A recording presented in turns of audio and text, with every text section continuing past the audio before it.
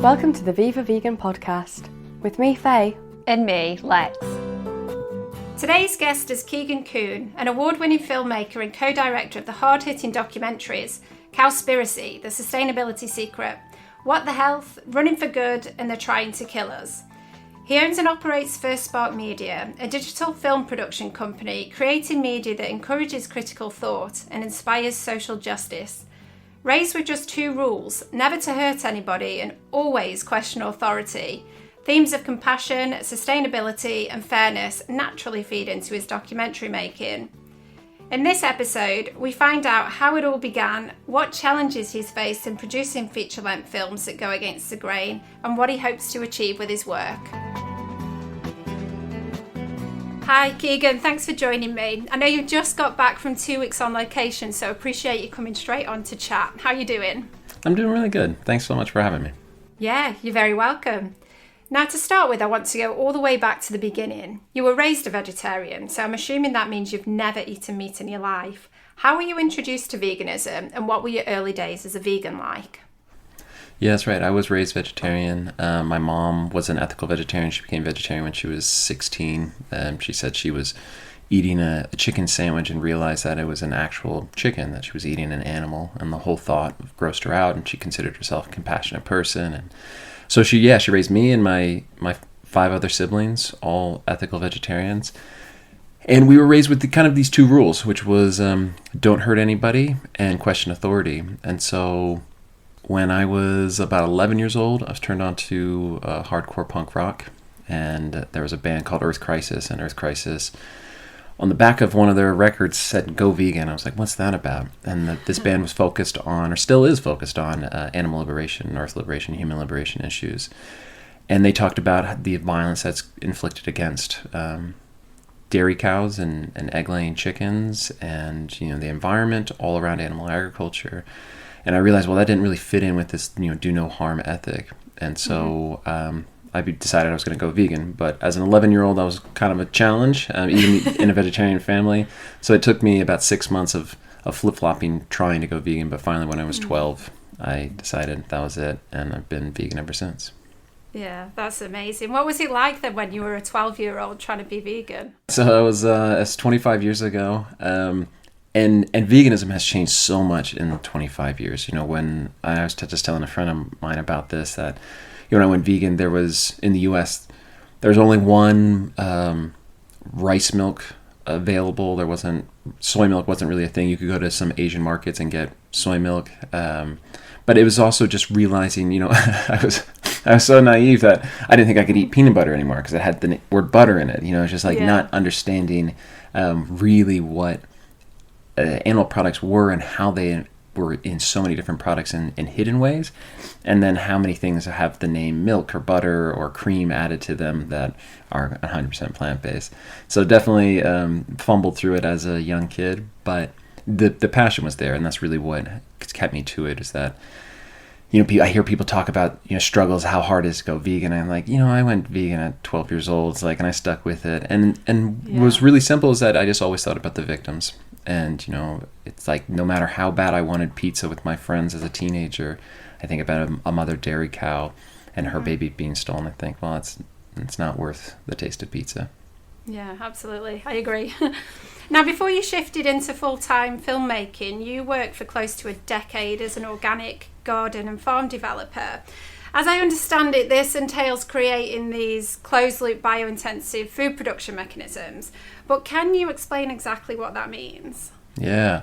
So I always figured I was going to live away from society. I felt like I didn't fit in, so I was like, I'm going to learn how to grow my own food, and I'm going to live on the top of a mountain and just be a hermit. And so when I was 17, I got into a biointensive organic farm internship. And so I spent a year learning everything I could about this biointensive method, which is basically it was developed from an organization in the 70s called Grow Biointensive. And it was, how do you feed the world's population? At the time, it was 3.5 billion people versus 7.7 billion people today. How do you feed everybody on as little land with as little water, few inputs as possible? And they developed a system which incorporates aspects of French intensive and what has become permaculture and some biodynamics, and figure out, how do you just feed people with as little input as possible? Because right now, organic agriculture is extremely exploitative of land, but also of animals. Most organic agriculture requires the inputs from factory farms. They use animal manures, chicken manures, slaughterhouse byproducts like blood meal and bone meal and feather meal and fish meal, which are not sustainable at all. And those industries are completely dependent on chemical agriculture and fossil fuels. So when people talk about organic, it's this like happy, good thing. It's like, well, it's not really. Like, organic by itself is not a planet-friendly thing. It is maybe better in some aspects, but there was actually an analysis done of conventional agriculture, organic agriculture, and veganic agriculture, which is stock-free, the not use of any animal inputs, which is the type of farming that I did.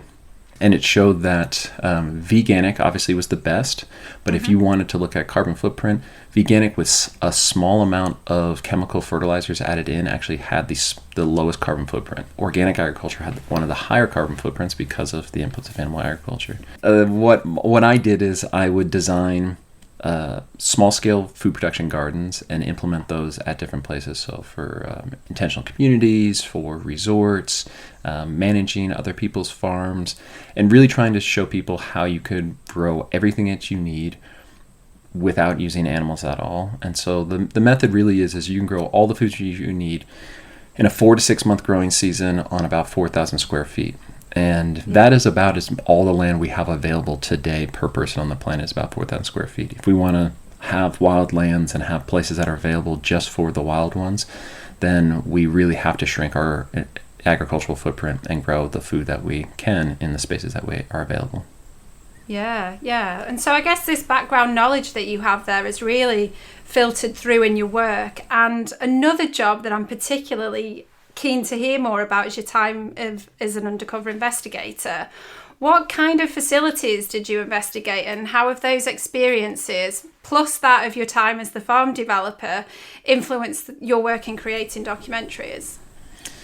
Yeah, so my work as an investigator was, I've really struggled with the greenwashing and the humane washing that the animal exploitation industries have used. And so my focus was organic and labeled free-range animal production farms. So organic and free-range turkey operations, organic and free-range egg operations, grass-fed beef operations, grass-fed dairy, and to show what those animals are really going through and the horrific conditions that they experience. And so, the label, there's a large turkey operation in California that we investigated.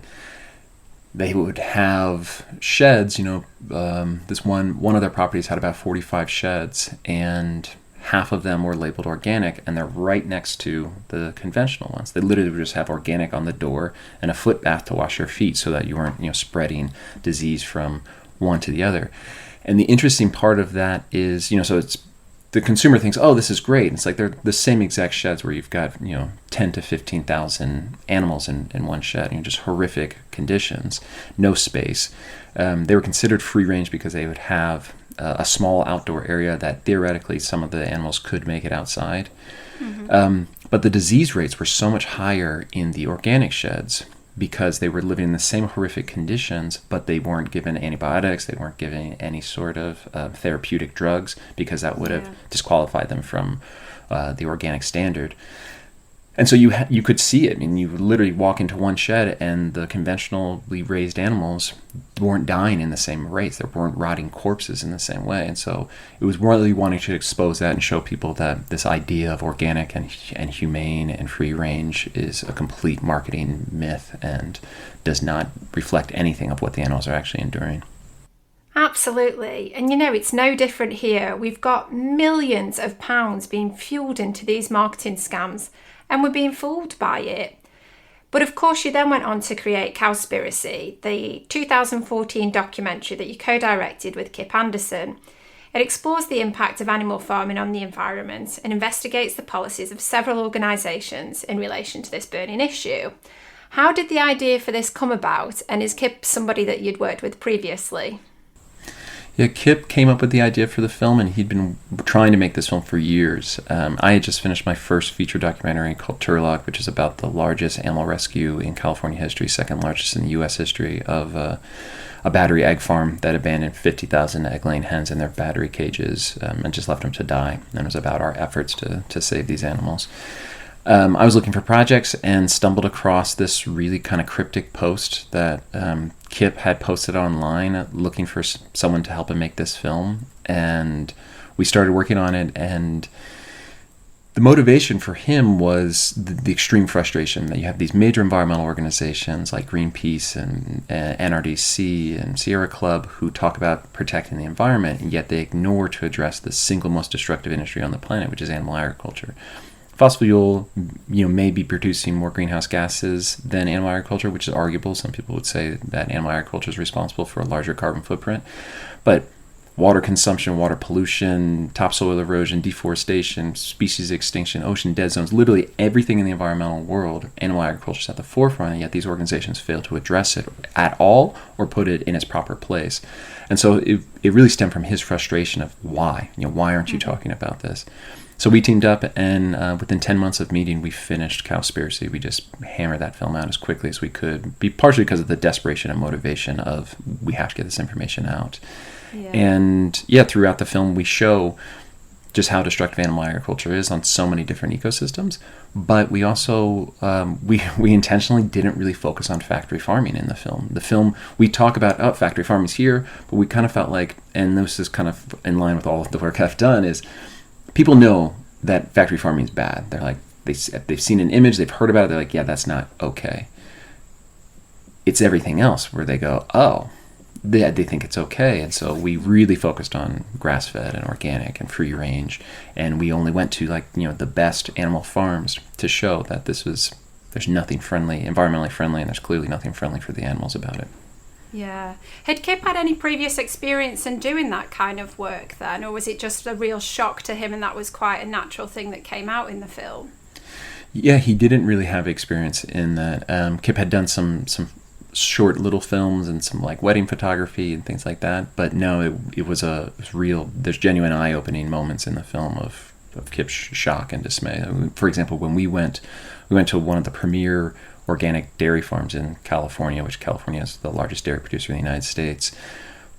Kip really struggled, and he actually left the scene, left the shoot early because it was so heavy for him. Sadly, I have been kind of callous to a lot of animal suffering because I've seen so much of it, and so it was a different experience for me. Evergreen Insurance Services proudly partner with Viva. Arrange your next insurance policy through us and we'll donate up to 25% of our income back to Viva. For the animals, for health, for the environment. Find us on socials or visit our website at evergreeninsuranceservices.co.uk or call us on 020 3372 2160. Make a different choice. Make it evergreen. And then 3 years later, then you obviously followed up Cowspiracy with What the Health, critiquing the health impacts of consuming meat, fish, eggs and dairy products. How do you think that the target audiences for these two films differ? And did you intend for this to be sort of viewed as a sequel or more a standalone that tackled similar issues from a different perspective? The demographic for these two films is very different. And one of the reasons why the Cowspiracy and What the Health are so similar is because originally Kip wanted to make Cowspiracy everything. It was going to be the environment, it was going to be ethics, and it was going to be health. In the original edit of the film, we have a big health section, we have a big ethics section. And when we did the first test screenings of it, audiences said, nah, I don't. That's you had me on this one point, but you lost me on these other points. Yeah. And so we realized that we had to make a film that was specific right towards one focus. And so an audience who cares about the environment is not necessarily going to be interested in ethics or health. So then Cowspiracy does touch on ethics and health, but very, very briefly. And so we realized we needed to do an entirely health film. And the response to What the Health has been vastly larger than Cowspiracy because sadly a lot of people are very self-centered and only care about themselves. They don't care about the environment or animal ethics. And so it has been just a different audience that has responded to What the Health. And I think that's a really important thing for a lot of other filmmakers too. We want to be like, okay, we'll just do one film to rule them all, and that'll solve the world's problems. And then sadly, we've seen this, that films who succeed in their impact are laser focused on their target audience. The Game Changers is a perfect example. That film just was super focused on the hyper masculine alpha male, bro sort of culture, and they just nailed it. They did so phenomenally well with that. For other audiences, they weren't necessarily into it. And it's the same thing with Cowspiracy and What the Health and Running for Good and The End of Medicine, all the other films that I've been involved in, is that you have to really focus on one group of people. Yeah. So when you're looking to uncover information that's been intentionally hidden, much like what you did with both Cowspiracy and What the Health, what kind of challenges did you face and how did you overcome those? The challenges are many. All these films start off with a tremendous amount of research. So usually there's about 6 months to a year of just digging through scientific literature and data and speaking to experts to see where the story is and to see what is actually being covered up and what needs to be told. The big challenges with like Cowspiracy and What the Health is getting interviews with the organizations. So in Cowspiracy, the environmental organizations, What the Health, the health organizations, they were very reluctant to talk on camera because they realize that they're not doing what they should be doing. The American Heart Association, the leading cause of death is heart disease. The only diet that we know that to scientifically prove to reverse and stop heart disease is a plant-based diet, and yet the American Heart Association still promotes people eating meat. It's like, that doesn't work, and so obviously they're going to be reluctant to talk about that on camera. Then there's the emotional aspect that's really challenging in making these films, is that if you are having to face animal cruelty or animal slaughter or the environmental destruction or film I recently did with my friend John Lewis called They're Trying to Kill Us, about food injustice, just being faced with the reality of what we're living in is very hard. And so that's been a struggle for sure. Well, you definitely did something right, as Cowspiracy has become one of the most reviewed films on Netflix of all time. So why, in your opinion, do you think that mainstream media are still largely reluctant to cover stories about the impacts animal farming has on the planet, or why large organisations are still too afraid to talk about it? Yeah, for media and print media, it's really easy on why they don't talk about it. If you look at an article that they print and then you turn the page, the next page is going to have an ad for McDonald's or animal agriculture supporting industry or pharmaceutical industry. So they have vested interest. They're not going to bite the hand that feeds them and pays for advertising dollars. And so yeah, they don't want to talk about it. They don't want to promote something. There's another part of it too, is that, and I think we just see this in general culture, is there is a reluctance to talk about a plant-based diet or about veganism or about animal cruelty at all, because people internally know that hurting others is wrong. And when you bring up a mirror and you say, even if you just say, hey, I'm vegan, people get defensive because they think, oh, well, if you can do it, that means that I could probably do it too, and therefore I'm a bad person for not doing it. And all you had to say is like, I'm vegan. And so I think there's a big part of that, is that the journalists who are involved, they eat animals, they don't want to talk about this issue. And then as far as the nonprofit organizations, some of the organizations, the environmental organizations, have started to talk about animal agriculture after the film came out, which we were really happy to see. It's still not a major focus for any of them, sadly. And that's a big thing. Again, it's the people who run these organizations eat animals, the funders who fund these organizations eat animals. But there's a great example is the organization Center for Biological Diversity, which is a pretty major environmental organization in the United States. They have a campaign called Take Extinction Off Your Plate, and it's all about reducing or eliminating animal products from your diet to help biodiversity. It's awesome. It's a great campaign. And I talked to the head of that campaign, and she said, yeah, we lost some donors because of it, but we gained more donors because of it, because people said, cool, here's a practical solution. Here's something that we can actually do. If you talk about the fossil fuel industry, it's disempowering. You think, okay, well, we have to have major policy changes. We have to have the government change. We have to have change in all these industries. It doesn't feel like something that you can do on an individual level. Sure, you can drive your car less, but the power in your house is probably coming from coal or fossil fuels. So what can you really do? where a plant-based diet is so empowering, because you go, cool, here's a horrible problem, I can immediately stop and not support it any longer. And so you would think that these organizations would really jump on that, because they'd want their supporters to feel empowered, and some of them are, but sadly not enough. Yeah. Did any of the organisations that you approached during the filmmaking actually come back to you and say, oh, we should have been a part of this, we get what you're saying, we just didn't understand it at the time, or they just largely ignored it? No, a lot of them did responses to the films, like in newsletters or blog posts, and they would say, but we are talking about this. And Greenpeace, for example, Greenpeace USA said, we do talk about animal agriculture, and they would link to a campaign they did in the 1980s.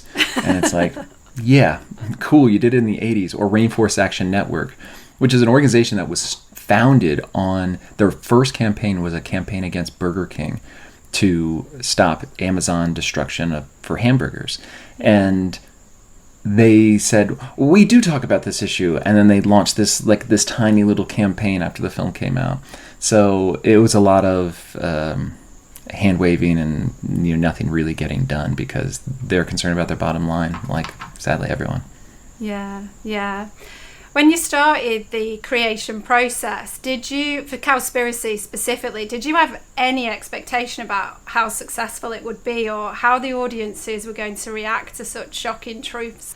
I think we didn't even allow ourselves to dream that the film would have the impact it has had.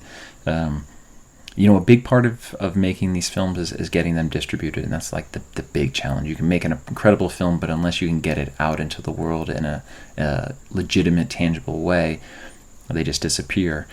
And we were incredibly fortunate that Leonardo DiCaprio came on as an executive producer for Cowspiracy, and he took the film to Netflix for us. And the reason why the film is up on Netflix is entirely because of Leonardo DiCaprio. So, I mean, that is just also just unreal that someone, mega star like DiCaprio would executive produce, one of your first films and get it out there. So we are incredibly indebted to him for using his name and his leverage. Yeah, that's amazing. And They're Trying to Kill Us, which you've briefly mentioned, is your latest work. For those of us that haven't seen it, because I'm not sure it's available in the UK yet, I haven't been able to find it anywhere. What can you tell us about it that doesn't reveal too much, and can you give us any more information about when we will be able to see it?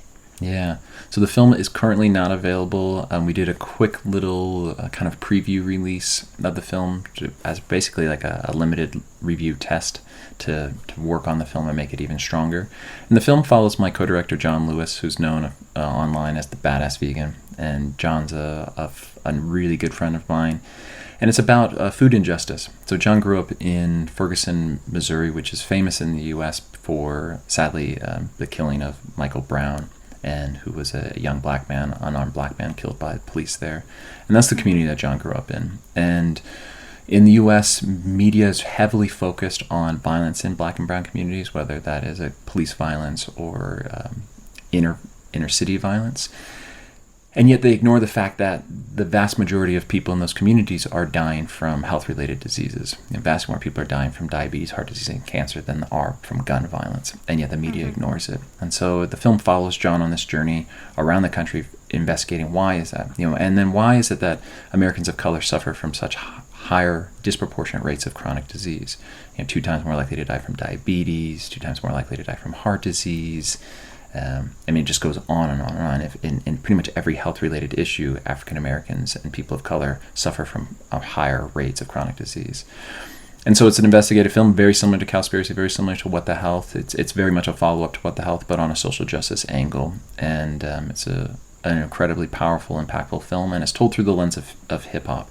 So we have lots of hip-hop artists in the film who are sharing their own experience and their own expertise on the issues.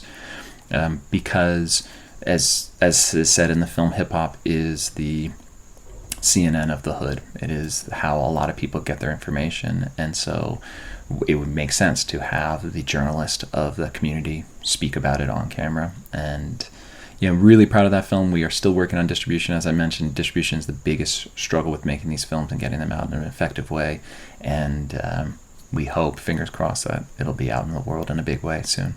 Yeah, fantastic. But another film you recently produced is Slay. What can you tell us about this one?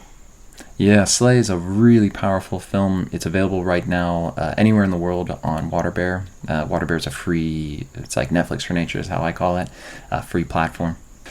Slay is an investigative film again, following my friend Rebecca as she travels around the world looking at the use of animals in fashion. And so it primarily focuses on wool, leather, and fur. It's a heavy film. It's not, buckets of blood, gruesome, but it is heavy.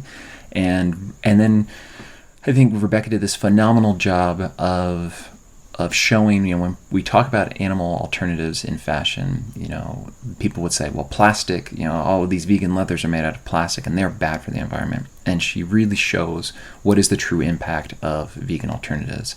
Yeah. And the greenwashing that exists, it's highly recommended. It's kind of like if you were to take Vice News and Vogue and mash them together to make a film. It's got grit to it, but it's glossy. It's a smart, really intelligent film. Highly recommend people check out Slay. Yeah, and you can tell that she's really into fashion as well. She's not somebody that is wanting to make a film that attacks the fashion industry as such. She's actually a part of it, and it's kind of her story, isn't it? About like now she's going to get rid of all these shoes and all her handbags. So I thought it's a very hard watch, but I did think it was well worth it and to stick with it. But my final question I want to ask, and it's going to be quite a difficult one, I think, because it's about lasting memories. During your career, you've had some pretty unique experiences filming wild horses in the American West, modern homesteaders in Alaska, and the legendary Fiona Oakes running around the Sahara Desert. But what is the most memorable and why? Gosh, that is a hard one. There are so many memories from making films. One of the ones that really kind of hit me was when making Running for Good, which is a film about Fiona Oakes, 4-time world record vegan marathon runner. As a kid, I dreamed about making films in Africa. Like little kid, it's like that would be the dream. National Geographic, making documentaries about wildlife in Africa.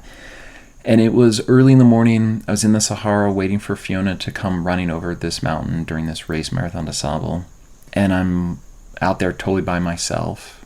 And it all of a sudden kind of hit me that I saw, I'm here. Like, I'm in Africa making documentaries about animals. Like, it's the human animal, but it's this human's ability to bring attention to non-human animals.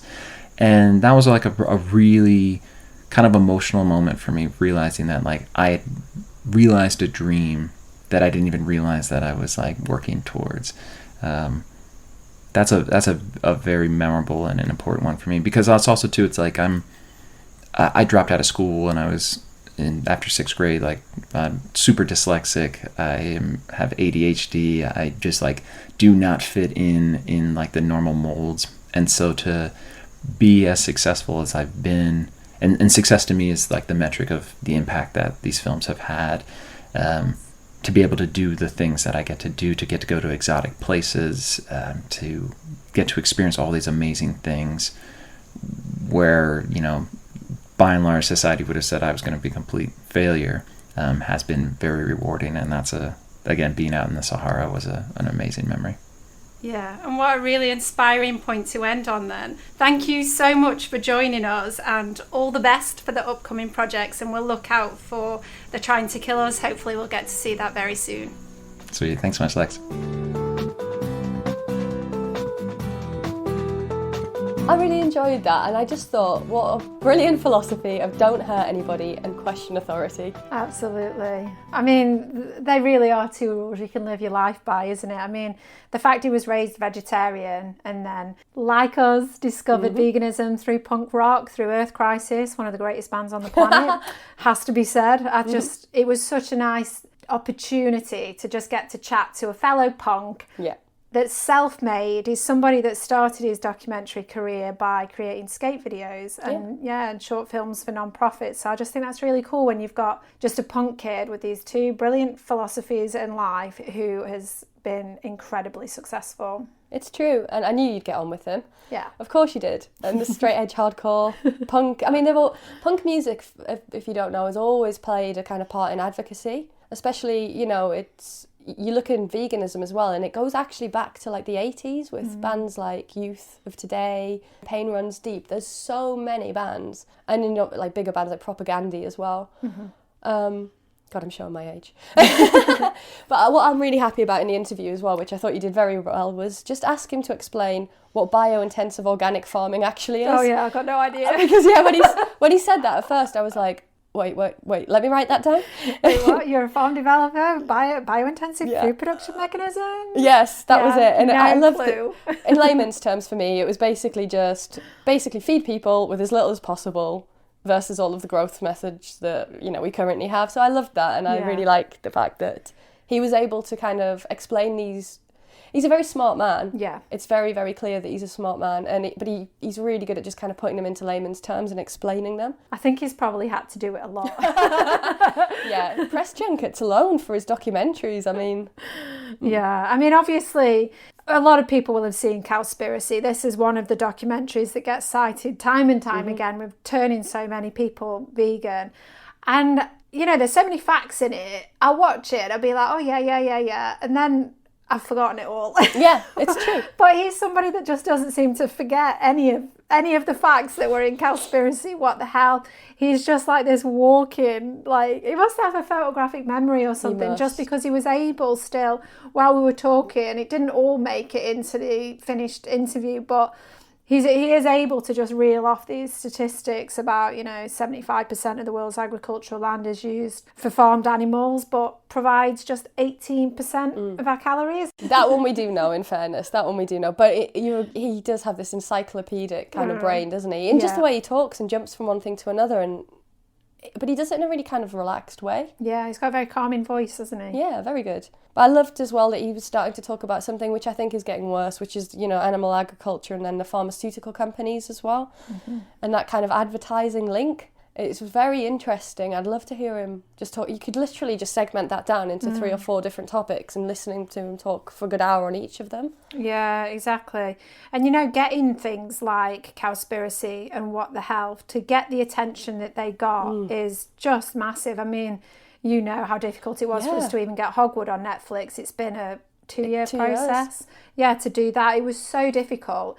And so it was quite like we had a good chat after about that whole process of getting the distribution for your movies, because it's not easy. And, the hard thing we had with Hogwood is it's a very graphic documentary and people don't want to see the truth. And they'll just shut it down immediately. It's like, no, we're not going to show this. It's going to upset people. And it's like, well, of course it's going to upset people. Like, the truth's never going to be comfortable. And that's what a lot of his documentaries have been like as well. So, What the Health is not comfortable viewing. It's really scary. The thing is as well, is even though people are reluctant and don't necessarily want to watch them, there's very few people who haven't seen at least one of these kind of documentaries. Yeah. So meat eater or not, there's an interest and people are curious. Yeah. So it's important that they're made, and it's important that we push with the distributors to get them. His new film that he spoke a little bit about, They're Trying to Kill Us, this is the one that's trying to seek these answers to why Americans of colour suffer from disproportionately higher rates of chronic disease. And so again, that's making these links between food, disease, race, poverty, institutional racism. So he's got he's not just got this one topic that he's interested in. He's a bit more holistic than that. And I guess he's looking for collective liberation. And that's something that I think animal rights people and animal advocates need to think more about as well. We're not free until we're all free. I think that's an excellent summary there, Lex. Well, if you enjoyed that, please don't forget to rate, review and subscribe. And we'll see you next month. Yep, see you next time.